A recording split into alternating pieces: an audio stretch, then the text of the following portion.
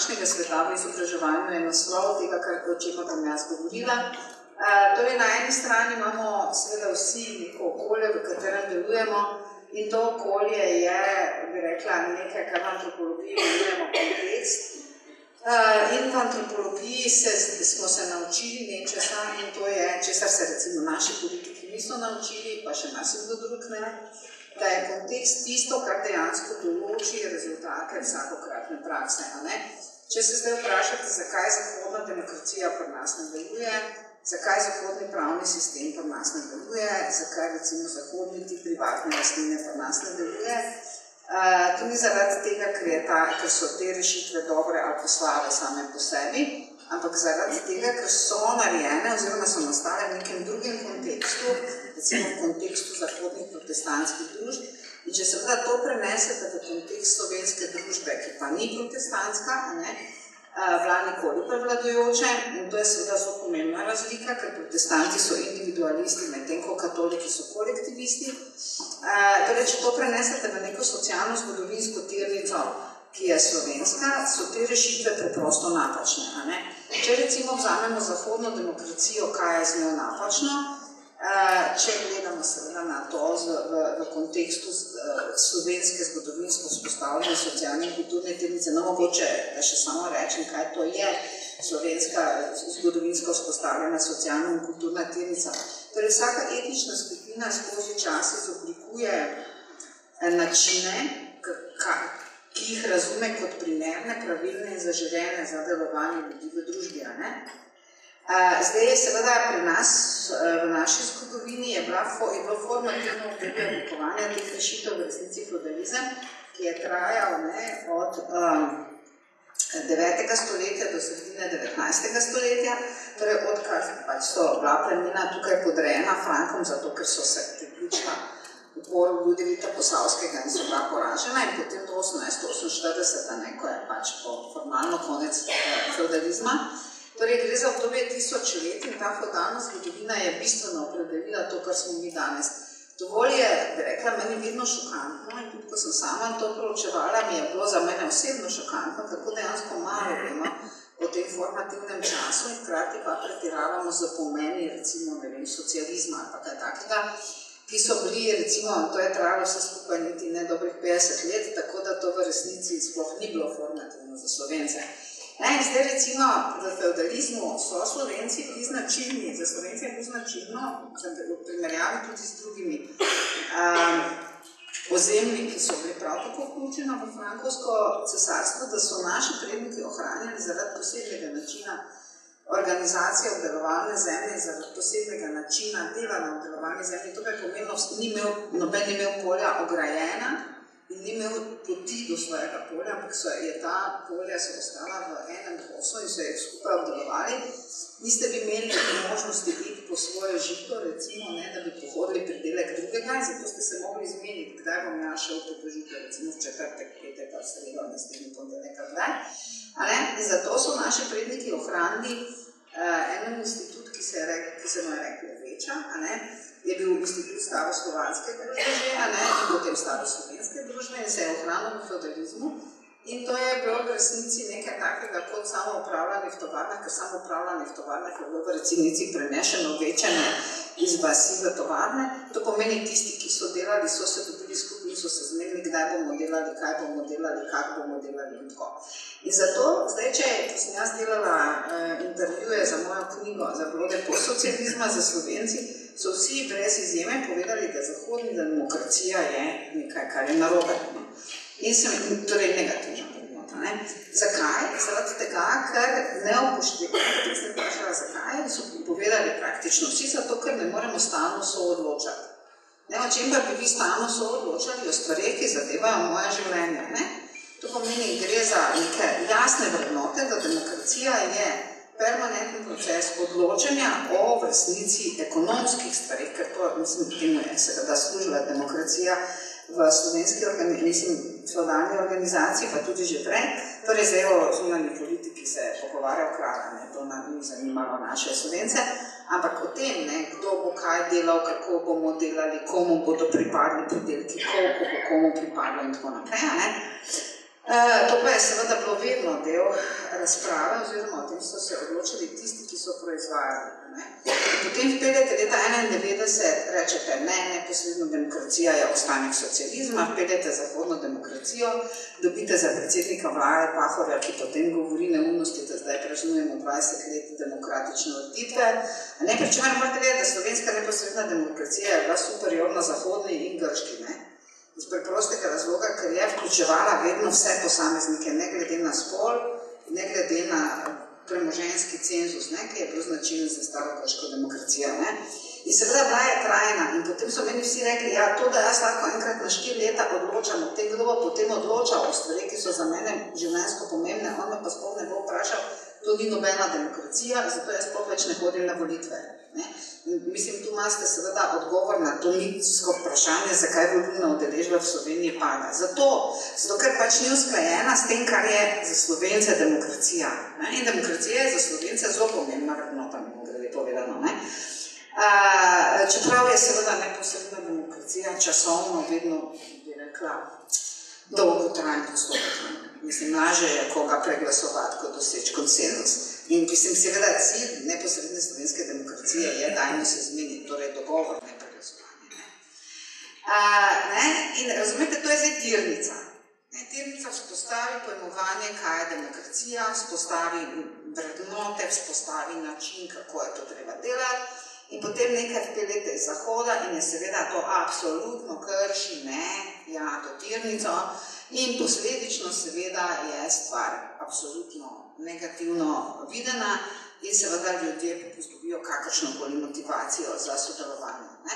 Enako je, ko gre recimo za lastnino, tradicionalno, seveda v feudalizmu so formalno bili lastniki zemlje, feudalci oziroma zemljiški gospodje na Slovenskem, ki niso bili ravno feudalci, ker je tu pomembna razlika med feudalci in zemljiškimi gospode, ampak torej niso bili kmetje, torej hubaši, torej tlačani, lastniki zemlje, ampak so vedno oni imeli vse lastninske pravice v rokah, razne formalne lastninske pravice. Torej formalni lastnik je bil pač zemljiški gospod, recimo Salzburški škof, kaj takega, dejansko so pa vse ostale lastninske pravice, torej uporabo, odločanje o tem, kaj se bo delalo na zemlji, kako se bo delalo, kdaj se bo delalo, pridelek, torej produkt dela, in delitev tega pridelka so bili pa v rokah delavcev. In zdaj mi enako seveda popolnoma jasno, zakaj je bil samoupravni socializem, ki ga je izumil Edvard Kardel, v resnici prenos vaške organizacije v tovarne. Zato so v Sloveniji, Slovenci so to razumeli, zdaj Srbi niso ravno razumeli, ker pač ni bilo v skladu z njihovo tirnico. Oni so imeli eno drugo tirnico, mi smo imeli pa eno drugo 1500 leta. Se pravi, to je zdaj tirnica. Tirnica vzpostavi nek način razumevanja sveta, kaj je zdaj prav, kako se stvari delajo, kaj je dobro, kaj je slabo. In ko ste zdaj odgovarjali na to prvo, na drugo vprašanje, kdo določa, vrednote ste rekli, družba, mislim, zdaj znotraj te družbe je prav ta tirnica tista, ki formativno določa. Se pravi, mi se vsi rodimo v svet, ki je že ovrednoten, kjer vrednote obstajajo, kjer je jasno, kako se stvari delajo, kaj je pozitivno, kaj je negativno, kaj je dobro, kaj je slabo, kaj se spodobi za moške, kaj se spodobi za ženske, kaj se spodobi za 3-letnega otroka, kaj se spodobi za 6-letno punčko in tako naprej. Se pravi, te vrednote so, tudi ta ideja, da si jih določa družba zdaj, je v resnici preveč fleksibilna, Torej, treba se je zavedati, da družba sicer lahko ona se nekaj trudi, pa zdaj nateguje, kako bo ona zdaj te vrednote določila, ampak da če družba določa te vrednote v nasprotju s tirnico, potem se bodo posamezniki praviloma odločili skladno s tirnico, ne skladu s tem, kaj družba hoče. In to je stanje v vseh postsocialističnih družbah v Sloveniji enako kot v drugih, kjer so seveda tradicionalne tirnice, nove politične elite, zato da so lahko prišle na oblast razglasile za ostanke socializma, pa sploh niso bili ostanke socializma v glavnem, in so potem seveda uvozili neke nove rešitve iz Zahoda v obliki institucij, pravnega reda, administrativnih postopkov, seveda tudi izobraževalnega sistema. in vrednot v izobraževalnem sistemu so zdaj pač oni prišli na idejo, da bi naj državljani in državljanke postsocialističnih družb enako Slovenije zdaj preklopili na te nove vrednote oziroma začeli sodelovati v teh novih institucijah.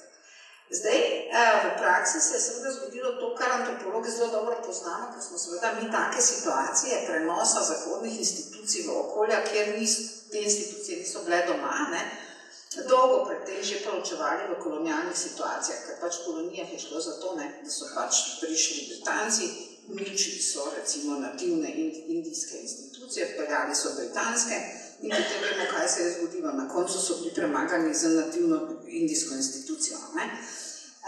In jim ni pomagala nobena vojska, nobena vojna, nobena politična moč, nič jim ni pomagala. Ker morate se zavedati, da ljudje, ko morajo izbirati med tem, kar družba predpisuje kot vrednoto in tem, kar ta tirnica predpisuje kot vrednoto in kar oni intuitivno doživljajo kot dobro in prav, vedno zberejo drugo.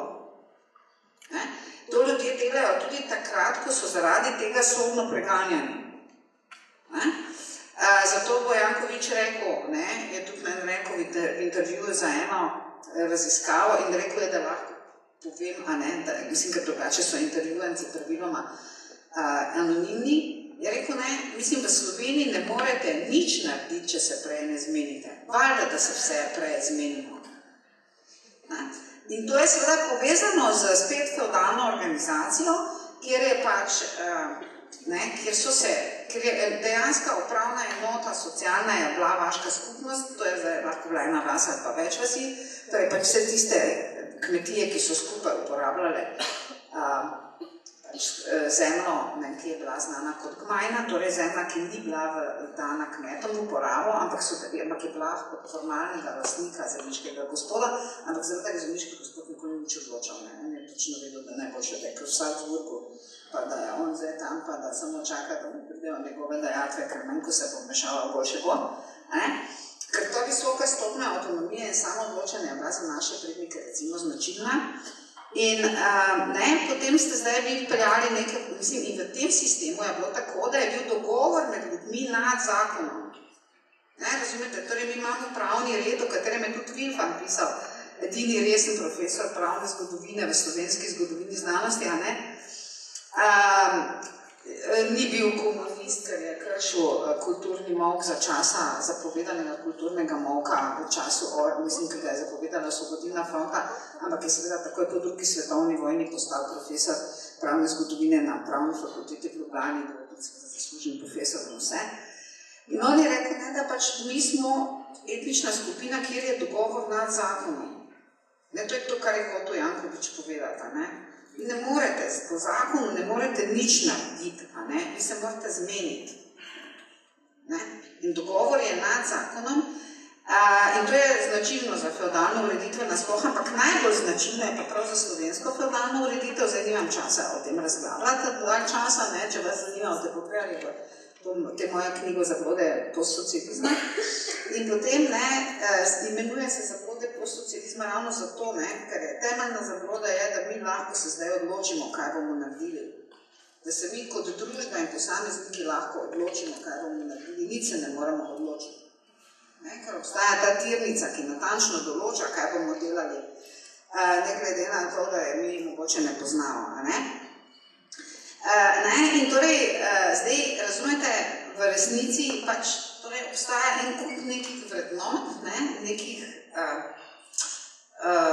bi rekla, percepcij, kaj je prav, kaj je dobro, kaj je primerno, kaj je normalno v končni instanci in tako naprej, ki v družbi obstajajo, v socialno-kulturnem okolju obstajajo, ko se mi rodimo v to okolje.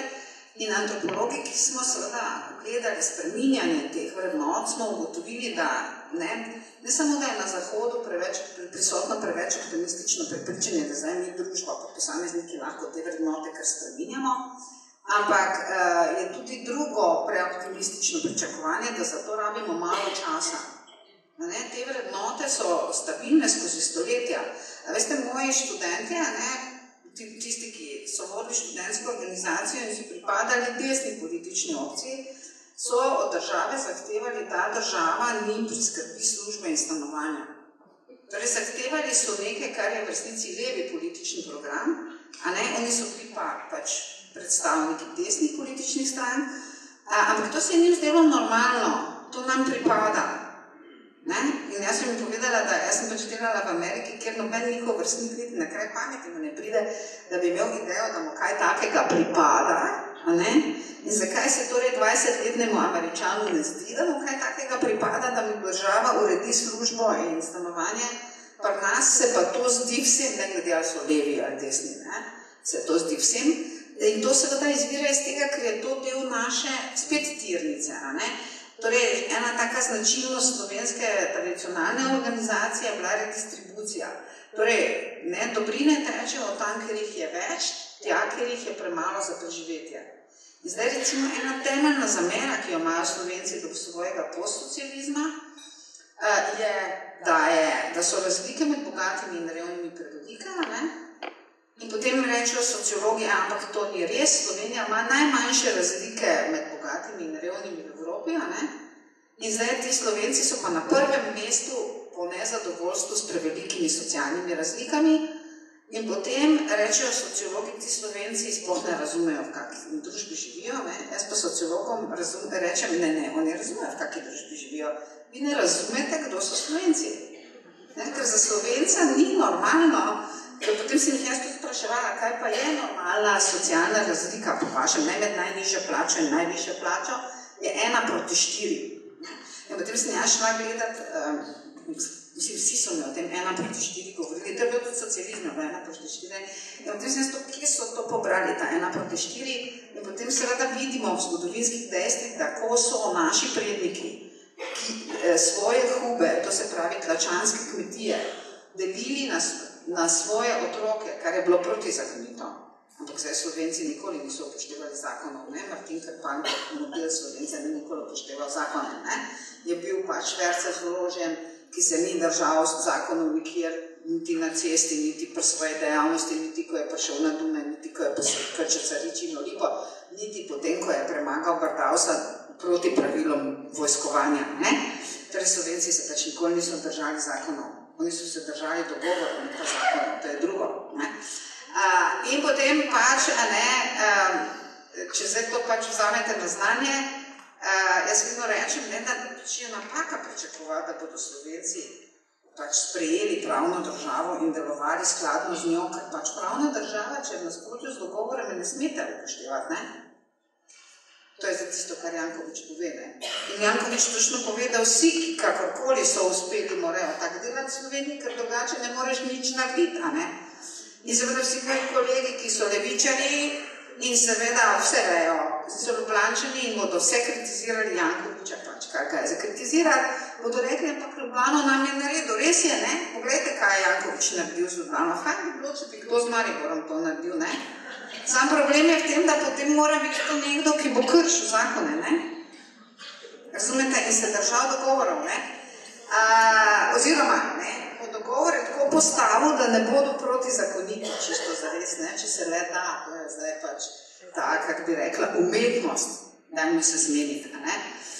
Ampak torej, ne, če zdaj torej pogledate, ta tirnica izrazito formativna in če vi torej postavite neke institucije in rešitve v okolje, kjer je tirnica v nasprotju s temi novimi rešitvami in institucijami, potem bo to okolje blokiralo delovanje teh institucij in, kako bi rekla, ustanov ali pa, ne, pač projektov. Preprosto zato, ker če se morate vi intimno odločiti, ali boste naredili to, kar je prav, ali pa kar ste se zmenili z ne vem kom, ne, svojo ženo ali pa možem, ali pa boste zdaj videli to, kar je formalno sicer točno, pa bo nasprotno zdaj, kaj ste se vi zmenili, in bo vsak od nas delal to, kar se je zmenil, preprosto zato, ker so sankcije, ki izvirajo iz neformalnih institucij, hujše kot sankcije, ki izvirajo iz formalnih institucij, ne razumete? Zdaj imate vi Ljubico, Ljubica svojega sina priglasi na delovno mesto, ne, on ni sicer najbolje izobražen pa to, ne, na vsakem delovnem mestu imate 1200 prijavljenih, a ne, in potem pač vi seveda zberete tega sina, zato ker je jasno, a ne, da če ne boste zbrali, bodo sankcije hujše, kot če boste zbrali. In torej zberete tega sina, ne. Razumete, to je zdaj tirnica, a ne? In zdaj, pretirano je misliti, da katerakoli družba lahko to spremeni, ali pa katerikoli posameznik, da se lahko odloči, da se lahko prosto spreminja te vrednote. Prej sem omenila, da smo antropologi študirali, kako se vrednote spreminjajo, koliko časa rabimo, da bi vrednote spremenili, a ne? Torej, mi smo ugotovili, da za to potrebujete približno 8 generacij, ne? Družba lahko začne blebletati o drugih vrednotah, ne? Ona lahko blebeta o drugih vrednotah, lahko ljudi prisiljuje v neke druge vrednote in tako, a ne? Ampak dejansko predno bodo ljudje intimno na ravni svojega vedenja te nove vrednote sprejeli, pa je čas 350 let rabite, ne? Tudi zdaj. Ne smete biti preveč razočarani, v 25 letih se ni dosti spremenilo, ker pač približni čas, ki ga zato rabite 350 let. Edino, kar mene seveda skrbi, ni to, da rabite 350 let, ampak da če 350 let napačno to zadevo vodite, bodo vsi umrli med tem časom, ne? Kar se zdi, da je zdaj slovenska tendenca. Zdaj razumete, to pomeni, da je dejansko zelo nujno poznati tradicionalno tirnico in tradicionalne vrednote, ki pač v nekem določenem okolju obstajajo, ker te vrednote vplivajo na vse, na delo, na lastnino, zato bodo rekli, ta demokracija je za nič. To, da ves presežek pripada lastniku, je za nič, to ni prav. Zato, ker pač sam pravim, presežek je vedno pripadal plačanu, ne lastniku, ne. Zemljiški gospod je dobil svoj delež, vse ostalo, kar je bilo več, je pa ostalo plačano. Se pravi, razumete, zdaj pa vi uvedete sistem, ker se vse lastninske pravice združijo v formalnem lastniku. To je z zornega kota slovenske tirnice nelegitimno, lahko je legalno, ni pa legitimno. In če je nek družben ustroj nelegitimen, torej ne temelji na vrednotah, bo propadel. To je bil v resnici osnovni problem socialističnih revolucij. Oni so hoteli zbrisati, kar je bilo prej, in postaviti vse od začetka, in zato je to propadlo. Zato, ker kadar to naredite pač na dolgi rok, ne niti na srednji rok, kot smo videli, to ne preživi niti 100 let. In seveda tudi ta slovenski eksperiment s kapitalizmom ne bo preživel niti 100 let. Ampak to zdaj ni naša tema. Hočem vam povedati, kaj je tirnica. In ta tirnica enako kot vpliva na pojmovanje lastnine, kot vpliva na pojmovanje česarkoli, na delovanje v ekonomiji, na delovanje pač kjerkoli, vpliva tudi na izobraževanje. Zdaj, posebnost slovenskega izobraževalnega sistema tako pač narkoteka za otroke, kot vseh ostalih sfer je, da je med dvema nasprotujočima si zahtevama, tako kot je slovenska družba nasplošno.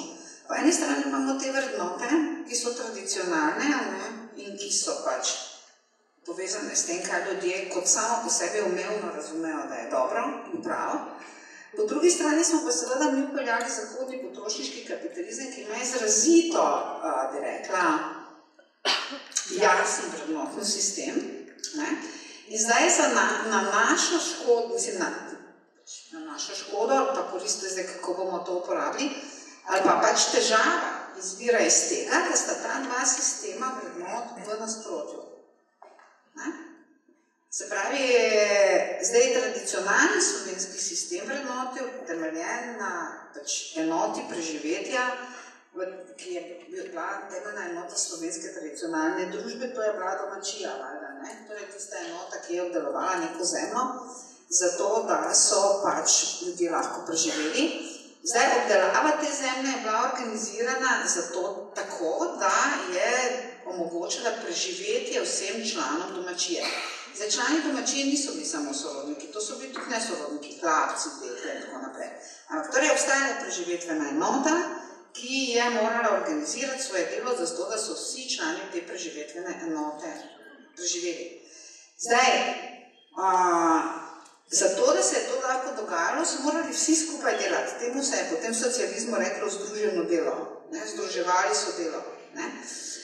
Ampak združevali so tudi produkt. Torej, če ste vi kot, pač ne vem, eno koruzo tam okopavali, ta koruza ni bila vaša, ta koruza je bila od vseh nas.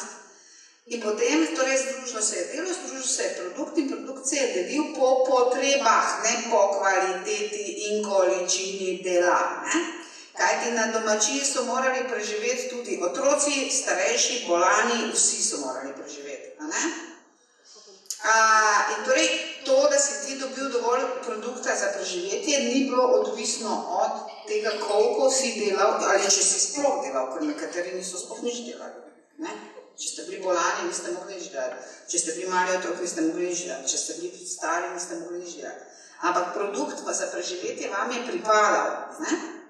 Ne na osnovi dela, ampak na osnovi članstva v domačiji. In Marshall Salinski, torej ameriški antropolog, ki seveda slovenskega primera sploh ni poznal, je pa v knjigi Ekonomika kamene dobe, ki je prevedena tudi v slovenščino, rekel, da v resnici so najbolj čisti primeri takega domačijskega ustroja ravno slovenske kmečke družbe, ne slovenske, evropske kmečke družbe, no in slovenska je najboljši primer od vseh evropskih. On je zapisal o tem ustroju, to je edini komunizem, ki je kdaj obstajal. Zdaj Slovenci so živeli od 6. stoletja do leta 1991 v edinem komunizmu, ki je kdaj obstajal. In potem so nehali živeti v edinem komunizmu, ki je kdaj obstajal, in so začeli živeti v potrošniški zahodni družbi, ki pa seveda temelji na neoliberalnih vrednotah. Torej vsak posameznik mora poskrbeti za sebe. Vsak je odvisen od količine in kvalitete dela. Vsak pač za to, da poskrbi za sebe, se ne sme ozirati na dobrobit drugih.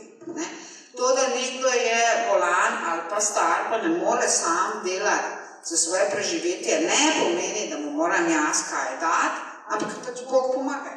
Naj si pomaga, kako se ve zna in tako naprej. Razumete, kaj vam hočem povedati?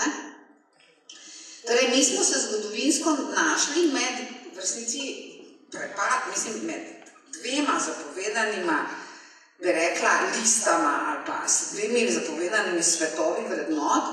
Eden je tisti, ki izvira iz tirnice in ga sistem ne priznava oziroma kriminalizira. Drugi je seveda tisti, ki ga sistem predpisuje in ga posamezniki razpoznavajo kot neustreznega, nemoralnega, nesprejemljivega in tako naprej. Zdaj, jaz nimam časa vam razlagati, ampak ne, to zdaj seveda vodi v krizo formalnih institucij, zato nobena formalna institucija pri nas ne deluje v resnici, in to potem seveda tudi univerza ne deluje, da smo si najjasni, čeprav rektor misli, da deluje, ampak to pač vam jaz povem, da ne deluje, ker sem zdaj žal postala od prvega predstojnica oddelka, ker so se pred tem že vsi skregali. In stanje stvari je tako, da je nemogoče, ker pač vse, kar jaz dobim v roke, je protizakonito več ali manj. Je pa seveda narejeno na osnovi domačijskega dogovora. Vsi so se nekaj zmenili, domačijstvo, zdaj na zakonu seveda noben ni upošteval in zdaj seveda imamo kaos in zdaj seveda jaz sem morala verjetno dati kazensko ovadbo, mislim, kaj mi bo drugega preostalo, ker drugače bom sokriva za kazniva dejanja, ki jih nisem nikoli naredila, ker tak pravi zakon. Ampak razumete, to je zdaj to je ta dilema, v kateri mi živimo. Ta dilema je obča. Vi jo lahko kot posamezniki čutite, recimo, da je to, da vaši otroci ne morejo dobiti službe, da morajo biti prekarci, da oni morajo delati brez pravic, da to je nesprejemljivo. In da je država seveda popolnoma zasrala celo stvar, ko je rekla, zdaj bomo mi uredili prekarni sistem. To pomeni, ona ga je zakonsko priznala. To so stvari, ki jih ne morete po Slovencih zakonsko priznati, ker so izvorno brezmoralne in torej to celo slovensko populacijo obrne proti sistemu. To sem jaz povedala, oni na ministrstvu nič ne razumejo, nič ne berejo, oni imajo časa.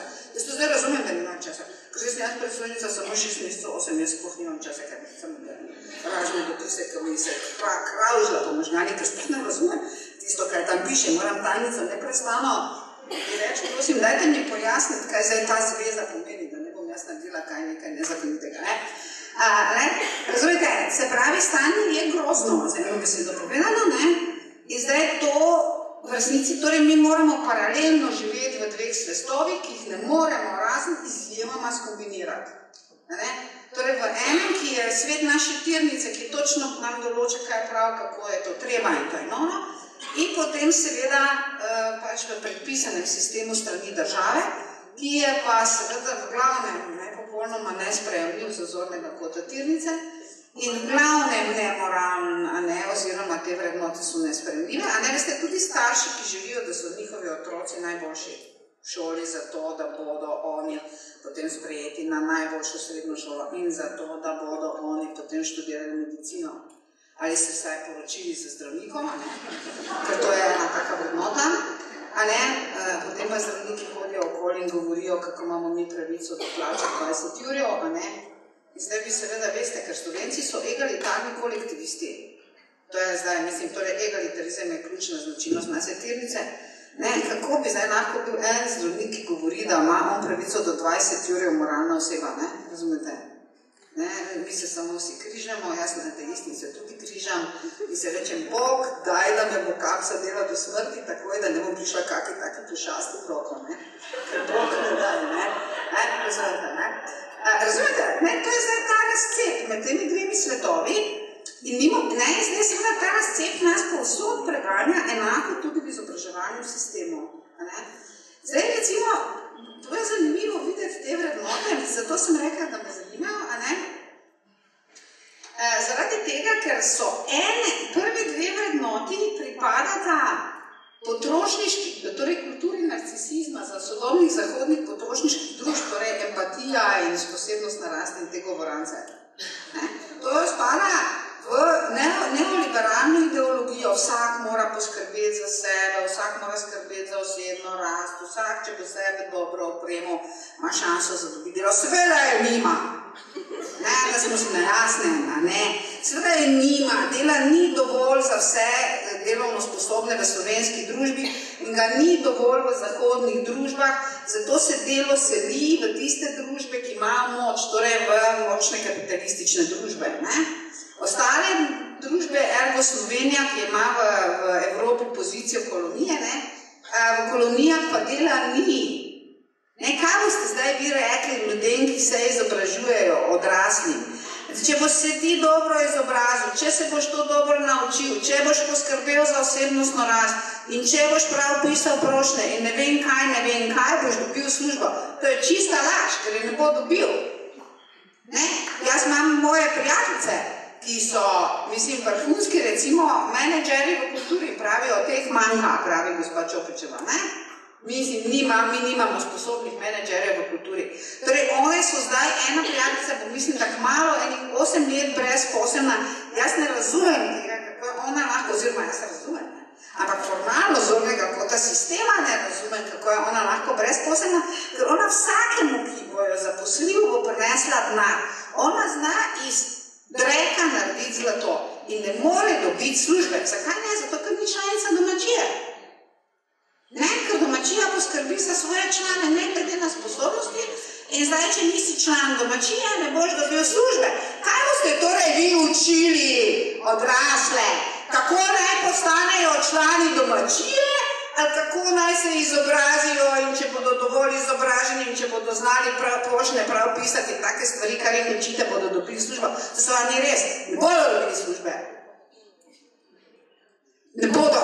Jaz nobenega ne poznam, no, torej zdaj poznam eno najboljšo prijateljico moje hčere, ki je zdaj stara 32 let, ki je medtem delala že vse prekarno stvari, ki so zakonite in stvari, ki niso zakonite, ki so jih plačevali za to, kar je delala in ki niso plačevali za to, kar je delala in je zdaj končno dobila po ne vem kolikih, vsem, da je seveda diplomirala in bila odlična in je bila predlagana za Prešernovo nagrado in ne vem kaj vse in je mislim, perfektna, je zdaj po ne vem kolikih letih dobila službo na osnovi tega, ker je razumela, kaj je kulturna tirnica v enem podjetju, ki hoče uspeti na Slovenije in pač zgleda, da so zdaj prišli do zaključka, da morajo razumeti, da če bodo oni to Rusom prodajali ali pa ne vem, v Afriki, bo to treba malo drugače postopiti, kot če prodajajo Slovence. Ampak razumete, to je en primer od vseh primerov, ki jih jaz poznam. Zdaj, če se vi ukvarjate z izobraževanjem odraslih, kaj boste počeli? Lagali ali govorili resnico? Ne? Ker če boste rekli, če boste se vi zdaj izobrazili in znali in če boste najboljše za najboljše vedno delo in če boste prav napisali prošnje in zdaj vsi izgubljajo čas in se učijo te prošnje pisati, dajte mi prosim vas lepo, teh prošnje sploh noben ne prebere, ne? Ker je že prej dogovorjeno, kdo bo to službo dobil, jasno, povedani, ne? Razen zdaj v tem primeru ni bilo dogovorjeno, ampak to je en primer od vseh primerov, ki jih jaz poznam. Ne, to je zdaj uradna paradigma. Ampak ta uradna paradigma nima nobene zveze z dejanskim življenjem, ne? Razumete, ne? Zdaj potem ima, in to zdaj ta empatija, osebnost, narast in take stvari. To so tipične potrošniške floskule oziroma tipične vrednote zahodne potrošniške družbe, ki pravi, a ne, če si ti osebnostno primerno dozorel, če znaš, če boš dobil delo. To je ameriška ideologija, jaz sem v Ameriki živela in delala. Ne? To je neoliberalna ameriška ideologija, ki potem, ko osebek ne dobi dela, reče, jebi ga, nisem še končal osebnostno rast, ko bom pa končal osebnostno rast, bom pa dobil delo. Zanimivo je, da v socializmu so vsi imeli delo, ne glede na to, da niso nič imeli osebnostne rasti. Nobenega tečaja v osebnostni rasti niso imeli. Razumete? Se pravi, ne, to jaz zelo dobro poznam, ker sem jaz tam živela in delala, za razliko, ne vem koliko od vas jih je tam živelo in delalo, jaz sem pa, ne? In to je pač namenjeno temu, da ko posameznik ne dobi delo, je on kriv. Ni kriv sistem, kriv si sam, nisi dovolj vložil sebe, nisi dovolj razvil, ne vem, nadziranja svojih negativnih emocionalnih izpadov. To sem jaz nekaj tega svojega. Razvila in niti nočem tega razviti, ampak imam vedno delo, ne? Sicer me delodajalci redno odpuščajo, ne? Ali pa jih jaz jim dam odpoveda, ne? Ampak mislim, jaz potem dobim delo, ne? Verjetno ne zaradi osebnostne rasti, 100% ne. Pa zaradi empatije tudi ne. Ampak zaradi znanja, a ne, tiste vrednote, ki je bila na 3. mestu in ki je zdaj seveda tako tone po lestvici dol, da če bi zdaj sprašala moje študente, ki so pa seveda eno generacijo mlajši od vas, ne, bi bilo znanje že tam na zadnjem, pred zadnjem mestu, ne bi izvedel to zdaj pa. Njim je pa jasno, znanje, znaš, kaj ne znaš nič, to je ne pomembno. Pomembno je, komu pripadaš, ne. In potem, ko njihovi starši njim govorijo, moraš študirati, tako kot vi govorite pač vašim klientom, a ne, moraš študirati, če boš nekaj znal, boš delovanje, te direktno zabrosijo nazaj, da ne, mi ne bomo dobili dela, mi vemo, da dela ne bomo dobili. Mi ne bomo imeli dela, mi ne bomo imeli službe, mi ne bomo imeli penzije, mi ne bomo imeli nič in potem jaz tam kot en dinozavrski primer morim po predavalnici in tudi. A ste vi normalni, vi se ne morate odpovedati temeljnim socialnim pravicam, ki vam pripadajo. Če se boste vi v družbi odpovedali temeljnim socialnim pravicam, ki vam pripadajo, kapital vam jih niti odvzeti ne bo rabo, ker ste se jim že naprej odpovedali, ne? Ne? Zdaj se bom pa jaz borila za vaše socialne pravice, vam se bo pa zdelo normalno, da nimate nobene socialne pravice, kar se mi zdi normalno. Razumete? Tako da, ne, morate razumeti, da zdaj ta razcep med tem, kaj je tradicionalna vrednotna tirnica Slovencem in tem, kaj seveda neoliberalni sistem zahteva, je v izobraževanju odraslih oziroma odraslejših, jaz izobražujem študente, ne? Zdaj to je približno isto, a ne? In jih vsake dan gledam in vidim, da dejansko ne, izobrazba ni več nobena vrednota, znanje ni več nobena vrednota. Ne? Kar je vrednota, je socialni učinek. Ne? Zdaj je za in spretnosti, ki socialni učinek proizvedajo. Ne? To je pa se seveda zdaj te spretnosti, so jih oni že v prejšnjem izobraževanju naučili in verjetno imate vi te izkušnje enako kot jaz. To pa je blefiranje, blebetanje, neumnosti in tako naprej. Ne?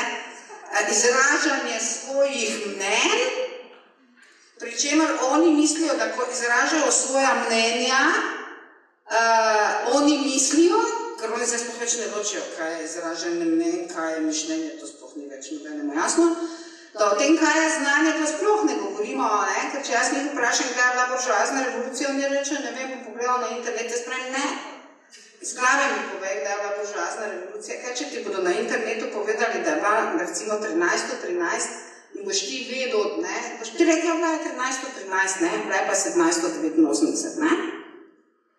Ker tisto, kar se seveda dogaja, je, da torej svet, v katerem mi živimo, je izobraževanje v klasičnem smislu žal povozil. Zdaj jaz govorim to žal, zato ker seveda ga jaz zastopam in jaz imam še 3-4 leta, 3 leta pa pol do penzije in dokler bom jaz seveda tam bodo oni mogli znati, pa če sem jaz prva, edina v njihovem življenju, zadnja, ki bo od njih zahtevala kognitivno mapo brez interneta, ne? Kar je seveda za njih kulturni šok, ker oni so celo šolo hodili, celo čas so hodili, tovarišice jih od malega sprašujejo, kaj vi mislite, otroci, koliko je 1 in 1? Kaj ima oni to za misli? To je, oprostite, to je dogovor, je Boga. Ne, 1 in 1 je 2, lahko bi bilo pa 11. Mislim, mi smo se dogovorili, da je 2 in je, torej 2 nimaš kaj misli. To je 2 gotovo. Ne? Znate, kaj ima zdaj tu za misli? Ne, oni stano nekaj mislijo, ne, in potem stane, jaz o tem mislim to, jaz o tem mislim ono. Jaz jim povem, da mene to sploh ne zanima, ne, ker oni, to, kar oni mislijo, da mislijo, ni mišljenje, ampak so mnenja. In da jaz imam 35 ur predavanj za to, da njim povem neke temeljne dejstva in ne bom niti minute tega predavanja porabila, tam, zato da bom poslušala njihova mišljenja, ne, oni mislijo, da so mišljenja, v resnici so pa mnenja. In seveda oni ne ločijo, da mnenje imaš lahko o stvarih, o katerih ne rabiš nič vedeti. Zato, da nekaj misliš, moraš pa to stvar poznati, ne, seveda oni nič ne poznajo, zato pač ne vejo razlike. Ne? Zdaj, razumete, in potem oni to pač ne pridejo pač na faks in mislijo, da zdaj ne bomo mi imeli mnenja. Ne? Se pravi, zdaj druga stvar, o kateri se morate odločiti pri izobraževanju odraslih, mislim, zdaj že prva je dovolj težka, ki sem vame naložila, ne? Druga, ko gre za vrednote, je, kaj boste zdaj delali, izobraževali ali poneumljali? Ne? Sistem hoče neumne državljane, ki imajo mnenja in ki mislijo, da je mnenje isto kot mišljenje, zdaj o ustvarjalnem mišljenju pa sploh ne govorimo. Ne? Ker pač jaz mojim študentom povem, da zdaj do ustvarjalnega mišljenja, imate to misli, da je ustvarjalno mišljenje, da blebetajo neumnosti, ne? Jaz jim povem, da za ustvarjalno mišljenje moraš znati najprej ti vse na pamet. To je prva stopnja, torej reprodukcija. Nema reprodukcija, nema ustvarjalnega mišljenja, nema ništa. Torej, kaj je zdaj vrednota? Poneumljeni državljani, ki blebetajo neumnosti, skrbijo za osebno rast in mislijo, da so mnenja isto kot mišljenje in da je to isto kot ustvarjalno mišljenje, kar so jih naučile že neke vršice v 1. razredu osnovne šole, ali je vrednota znanje? Zdaj, pri vas, to me tako malo pomirja, je znanje na 3., visokem 3. mestu. Se vam pravi, morate razumeti, da pri mojih študentih, po mojem, ga ni na listi, ne? Mislim, ne gre za to, da kaj znaš, gre za to, da s čim večjo oceno narediš izpit. In kako to narediš? To narediš tako, da vržeš oč na tisto študijsko literaturo, potem prideš na izpit in blebetaš o tem, na kar si vrgel oč, ne rabiš znati nič, nekaj reprodukcija se ne sme več zahtevati, in potem je to ustvarjalno mišljenje in moraš dobiti 10, razen pri godini, ker seveda padeš, ne? In potem padeš 20krat in še vedno ne veš, zakaj si padel. Ker pač ne veš sploh, kaj to jaz zdaj hočem. Razumete, ne? Tretja dilema, ki zadeva izobraževanje odraslih, v katerem vsi mi sodelujemo, je, ne? Zakaj torej mi zdaj izobražujemo te ljudi? A zato, da bodo dobili delo, ali zato, da ga ne bodo dobili? Ne? Zdaj seveda, na videz se zdi, kot da bi vsi izobražujemo zato, da bodo dobili delo. To se tako zdi. Potem nam se veste stalno dajo neke raziskave, koliktere profile zdaj rabijo trenutno, one varilce pa to, ne. Potem jutri bodo rabili računalniške programerje, pojutrišnje ne vem, koga bodo rabili, ne. Pri čemer potem seveda se izobražujejo ljudi za to, ne. Pri čemer seveda, ko so oni pridejo do izobrazbe, se potrebe po kadrih že zdavne spremenijo in ta izobrazba sploh ne more prinesti dela.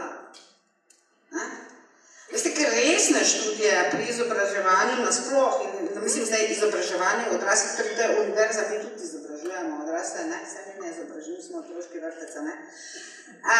torej kažejo na to, da v resnici je edina izobrazba, ki dolgoročno garantira delo, je visoka splošna izobrazba, ne?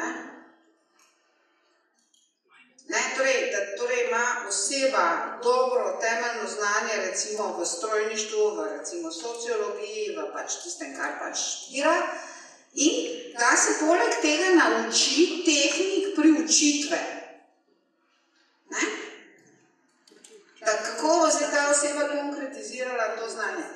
Celo v slovenski družbi je bilo zanimivo, da ko so vsi govorijo, kako so družboslovci nezaposljivi in tako naprej, raziskave recimo kažejo, da sociologi primerjalno gledano imajo kratki čas čakanja na zaposlitev, zato ker lahko delajo dosti stvari. Ker to ni ozka specializacija, torej lahko delaš v kadrovski službi, lahko delaš na televiziji, lahko delaš kot novinar, lahko delaš kot stiku z javnostmi, dosti del lahko delaš, hkrati imaš pa splošno izobrazbo, ki ti omogoči, da se priučiš na to delo, Če bi se torej mi recimo izobraževali striktno ljudi za, stike z javnostjo, bi te imeli manj šanse za zaposlitev, ker pač ne bi mogli delati v kadrovski službi, Če pa vi izobrazite enega dobrega sociologa, ki ima osnovna znanja svoje stroke, pa mu ga naučite še pač tehnik priučitve, bo on visoko zaposlil, še posebej zdaj v družbi, kjer mi ne vemo, kako bodo delovna mesta izgledala čez 20 let. Kaj še več, čez 30, zdaj ti bi ne pa delali 40 leta, Razumete? Se pravi, zakaj jih torej izobražujete? Moji študenti stalno kvakajo, zakaj mi se moramo to učiti, tega mi ne rabimo, Jaz ni vedno povem, to, kaj boste vi rabili čez 5 let, tega zdaj noben ne ve, In takrat, ko sem hodila na FSPN, takrat nismo, seveda, to je bilo še v socializmu, Jaz sem študirala leta 76, sem na prvem letniku, smo seveda mogli kardelja se učiti na pamet, In takrat smo mi seveda tudi govorili, čemu zdaj to služi, kaj se moramo zdaj to učiti. Danes je to moja največja komparativna prednost, ker ko pridejo razni kvazi antropologi tipa Jezernik, Muršič in tako dalje, ki so etnologi, začnejo razlagati, nikoli niso bili antropologi in nikoli ne bodo, in začnejo razlagati, kako je Edvard Kardelj reševal nacionalno vprašanje po Stalinovem modelu, potem jaz vem, da oni niso nič prebrali. Jaz sem mogla prebrati slovensko nacionalno vprašanje od Kardelja in točno vem, da Kardelj je bil oseba, ki ga je Tito izločil svojega kroga, ker je on zahteval nacionalno državo za Slovence, In je bilo to seveda nacionalizem in to je bilo katastrofa, In to je potem zdaj kasneje tudi Pirjevec pisal v tej knjigi Tito in tovariši, recimo, lahko preberete, torej ni zgodovinar, torej ni sociolog, Jaz sem to študirala, povem. In takrat se mi je seveda zdelo, da kaj zdaj jaz to študiram, to je brez zveze, Danes je to moja mednarodna največja komparativna prednost, da jaz poznam samo upravljanje, da sem prebrala smeri razvoja, da sem prebrala slovensko nacionalno vprašanje, pa še kup drugih stvari, ki sem isto takrat zdela čisto brez zveze, ampak danes jaz to vem, In ko nekdo začne tam plebetati neumnosti, jaz vem, da plebeta neumnosti. Torej, zakaj zdaj izobražujemo mi te ljudi? Razumete, jaz vedno govorim na univerzi, seveda to se boste pač vi sami odločili, ampak jaz na univerzi vedno govorim mojim študentom, da če ima ta institucija, torej univerza, sploh kakšno opravičilo, da obstaja in da družba daje denar za to, je, da izoblikuje visoko kompetentne ljudi v polju, širokem polju discipline, v katerem oni lahko dobijo 100 različnih del. Če ga bomo pa izobraževali za eno delo, je pa obsojen na brezposelnost. Razumete? Zdaj pa živimo pa v sistemu, ki hoče direktni učinek, uporabo oni hočejo. Mimogrede povedano,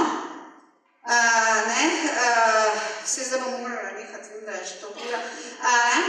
Ampak recimo Japonci, v čem je, mislim, vi veste, da japonski kapitalizem je bistveno bolj učinkovit od zahodnega. Oni so v 50 letih opravili to, za kar so v 100 letih so opravili to, za kar je zahodni kapitalizem, ki ga mi tako veličamo, porabil 250 let, socialistične države so pa v 30 letih opravili to, za kar je kapitalizem porabil 250 let, temu se reče industrializacija.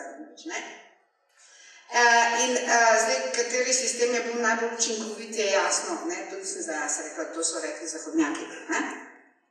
In zdaj Japonci, ki so zelo učinkoviti v primerjavi z zahodnjaki, mislim, kako oni izobražujejo ljudi. Oni izobražujejo ljudi tako, kot sem vam zdaj jaz rekla, za široko področje discipline, potem ga vzamejo v podjetje in potem ga v podjetju priučijo tistega dela, ki ga oni hočejo. Se pravi, dobijo osebo, ki zna točno to delati, kar jaz hočem, ampak ne zato, ker so ga to naučili zunaj podjetja, ampak zato, ker imam jaz v podjetju del podjetja, ki se s tem ukvarja. In ko dobi visoko kompetentne, izobražene, odrasle ljudi, jih potem prilagodi točno temu, kar jaz rabim. Oni v to vlagajo in oni seveda teh delavcev mimogrede ne odpuščajo. Tudi če nimajo dela, ker so se oni naučili v času druge svetovne vojne, ko seveda niso imeli dovolj delovne sile, da če ti odpuščaš delavce, ki si jih sam specializiral za to, kar ti hočeš, torej tisto, kar pač tvoja specifika. To je bilo tisto, kar je še ta cenjeni direktor, ki bo zdaj seveda Gorenje prodal, takrat se spomnite, ko so ženske stavkale. To je bilo leta nazaj, ko so zahtevali rdečega direktorja nazaj in so vprašali, zakaj. In so rekli, on nas je spoštoval, ta nas pa ne spoštuje. To je mimogrede del slovenske tirnice. Mi imamo rek, tudi jaz sem človek. Tudi jaz sem človek pomeni, da je spoštovanje in dostojanstvo in preživetje garantirano vsakemu človeku, ne glede na to, kje na lestvici je in koliko je bogat ali pa je. Tega reka Američani ne razumejo, torej tam tudi jaz sem človek, to sploh ni nobenki. Zdaj oni sploh ne razumejo, kaj bi mi zdaj s tem radi povedali. In potem so te ženske vprašali, so rekli, mi hočemo rdečega direktorja nazaj, ker smo, on nas je spoštoval kot ljudi. Ta nas pa ne. In ta tip, ki bo zdaj seveda to Gorenje prodal vsakemu, ki bo prišel mimo, in kar se seveda vidi v vsej slovenski družbi kot nemoralno delanje. Mislim, on je rekel, če ne boš delala to, kar jaz hočem, boš dobila knjigo. To se pravi, da bom odpustila. In takrat smo mi sociologi, en kolega sociolog, ki to dela, pa jaz sem topolog, in je rekli, da je to laž. Ker ne more on tega narediti, ker preprosto nima dovolj strokovno usposobljene nadomestne delovne sile.